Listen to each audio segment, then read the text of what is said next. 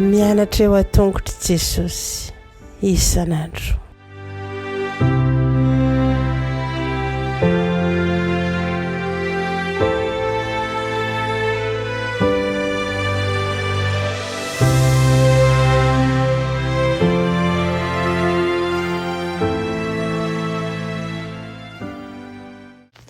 Faly mianonina ny fahasoavan'ny tompo amintsika tsirairay avy izay manaraka an'izao fandaharana andraisana ny lesona ho an'ny lehibe izao indray amin'ity alakamisy ity.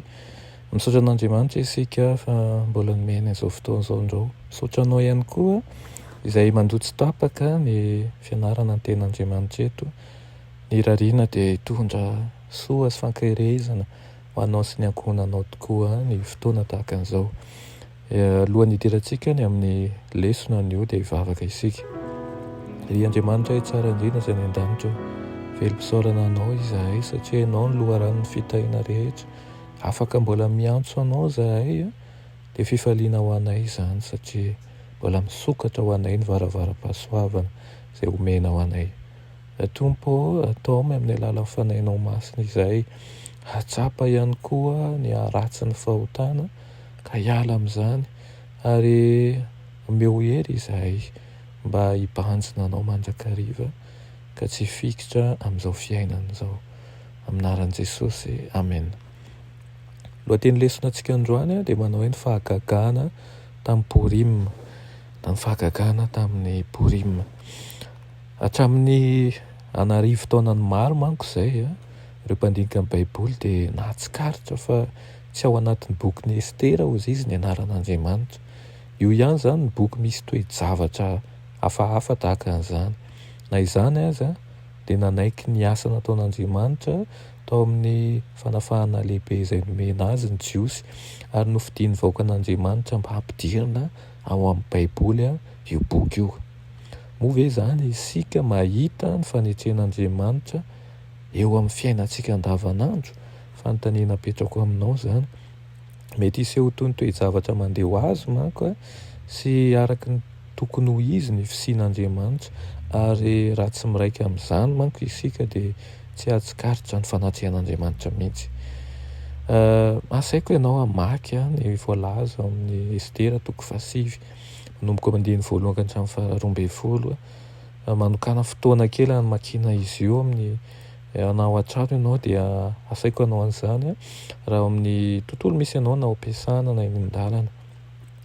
Hitao manko fa amin'ny endrika izay tsy mahazatra no nisehon'ny fahagagana tamin'ny Pourim.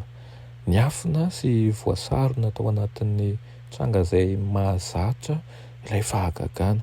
Tsy novana ilay didy nampanjinganana ny Jiosy saingy didy anankiray hafa no nisoratana mba nomezan-dalana ny Jiosy hiaro tena. Maro io koa izay nitranga sy ny fomba nazahoan'Andriamanitra ny asa tamin'ny alalan'ireo toe-javatra ireo. Nahatsikaritra ny fidiran'Andriamanitra an-tsehatra ho an'ny Jiosy manko ireo Persianina ireo. Dia inona ny vokany?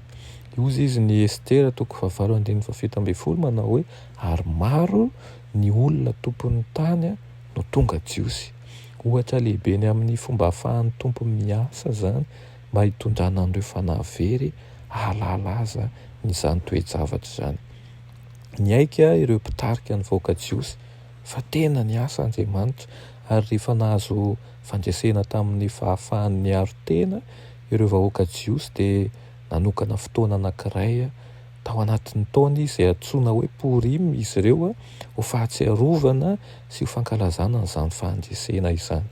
Hatramin'izao fotoana izao dia mbola natokana isaoran'Andriamanitra foana io fotoana io araka ny fomban-drazana Jiosy ary ho fahatsiarovana ny fanafahana izay nataony amin'ireo andro ireo. Raha fihesina izany ny lesona izay azontsika androany dia andao hanao fanamby hivavaka isika mba hanomezan'Andriamanitra anao faharesihana amin'ity herinandro ity hizaran'ny zavatra izay nataony taminao amin'ny anankiray amin'ireo olona izay akaiky anao izay mety tsy mety fataonao firy izany kanefa etsika hambavaka izany. Hain'Andriamanitra ny zavatra rehetra ary ny rina dia ianao mihitsy ho fitaovana izay ampisehoana ny voninahitran'Andriamanitra, na eo amin'ny fianakaviana io, na eo amin'ny fiarahamonina io, eo amin'ny firenena misy atsika maninona mihitsy moa, ary izany mihitsy anie ny programan'Andriamanitra aminao hoe mampisehoana ny voninahiny sy mba holoaran'ny fitahina ho an'ny hafa ihany koa. Dia izany lesona no raha te hevintsika androany izany eny hitombo hifinoana ao amin'izany ianao, hitombo famelombelomana sy hitombo ihany koa fahatokisana an'Andriamanitra. Vavaka isika, ry Andriamanitra tsara indrinanitra, mbola misaotra anao izahay amin'izany teninao izany.